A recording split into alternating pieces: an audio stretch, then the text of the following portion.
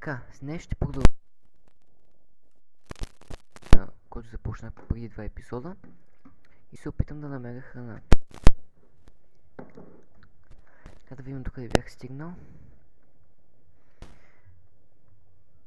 Секунда малко да ми се възстанови играта, така.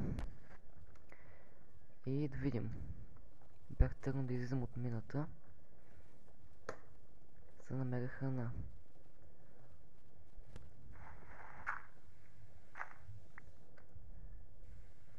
Тук бях зазидал отвора. Сега в тази посока едва ли ще има нещо за ядене. Все пак в пустинята не се спомнят същества. Мироубиви същества. Така че ще тръгна в тази посока. Колкото и да не искам, трябва да врязва в джунглата. Само да си запиша координатите. Да не би случайно да се изгубя.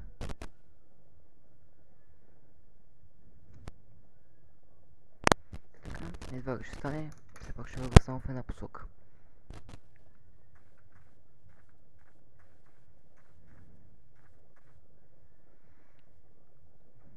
Някъде по средата на деня е. И както виждате, навсякъде има само овце.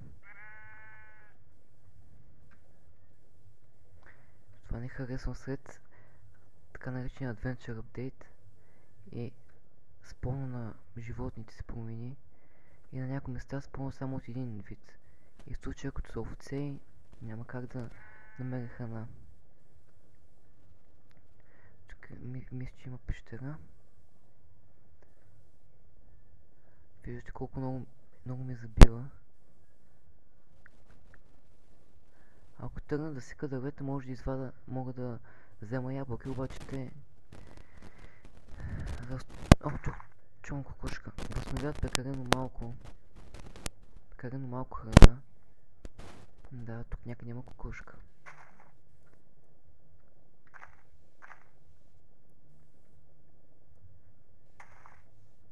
Ужас. Опа! Това тук обаче е по-интересно.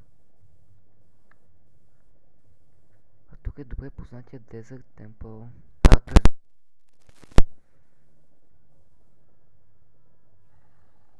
Чувам същества. Вероятно звуци идват отвътре.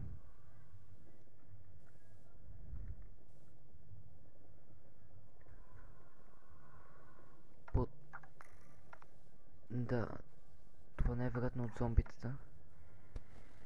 Така, по-добре се върна да намеря полукокошката.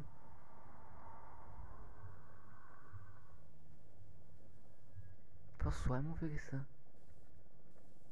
Нямам намерение да влизам все още там. Запиша координатите и по-късно ще се върна.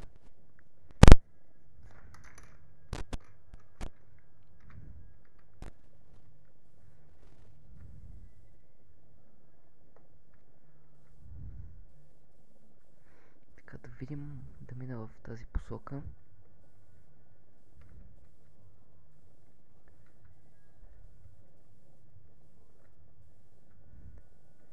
Тук има овца, но тя не ми върши никаква работа.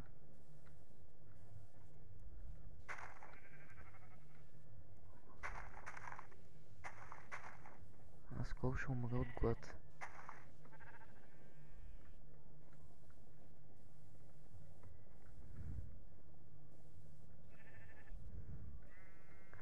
След малко ще може да ми намаля живота и докато не остана с половин сърчице. Това гъбър е.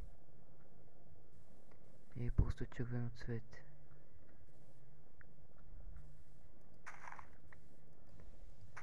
Така ще вземем тези гъби. Ако намеря от кафевите, ще мога да си направя... Да, ето започна си. Да си направя гъбена чорба.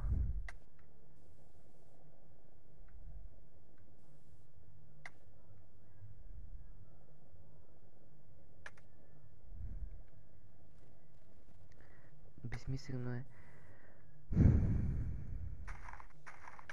По-добре се върна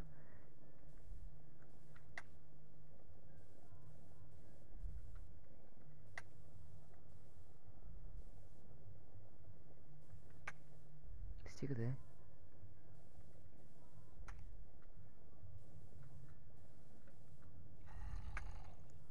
И да направя това, което съм направил друг път.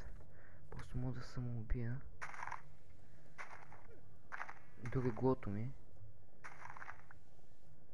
Сега малко семена.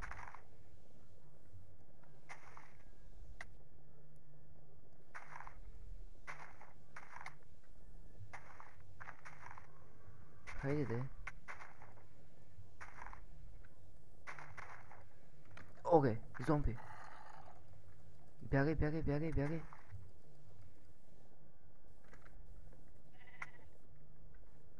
Вау! Защо полявите умрях? Това не беше добре. Че сега да видим, ако се почне да се стъмва.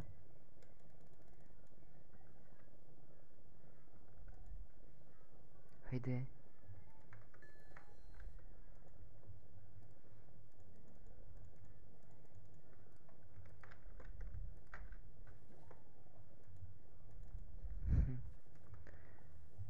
Така.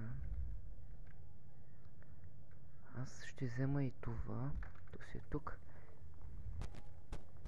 И крафтинг тейбъла.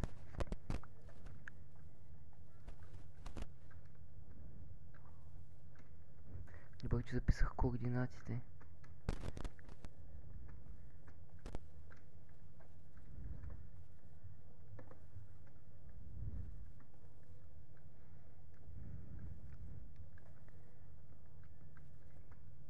Не, започна да се стъмва. Така сега ще изтичам само да взема малко дърво. Колкото е си крафна меч. И ще тръгна да спа. Нищо няма да мине от тук, обаче във всеки случай ще се барикадирам. Така.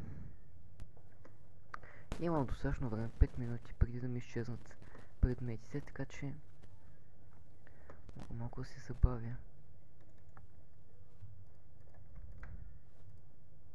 Все пак желязото ме е тук, няма да загубя нищо, кой знае какво.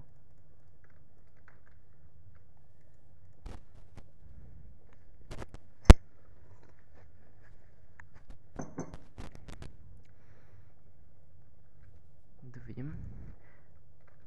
Няма да изреда да крафна малко факли.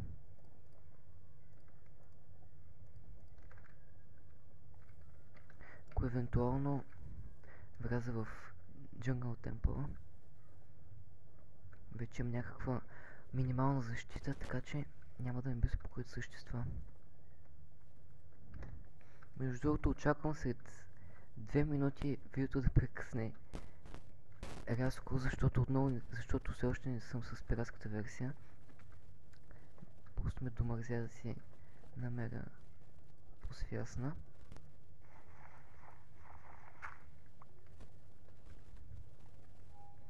Така, просто трябва да вървя натам, няма нужда дори да гледам координатите.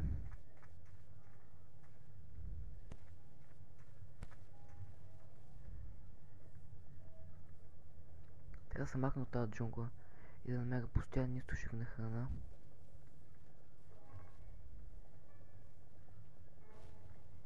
Сега сме да прекуса пустинята.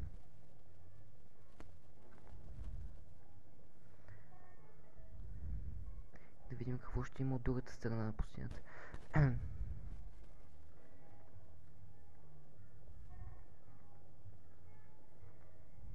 Ето го. Предметите би трябвало да са, да, ето виждам ги дори. Експириенса. Кабела.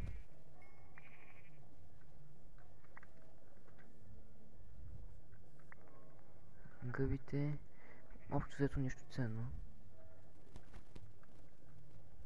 Кирката и меча. Да видя само секунда.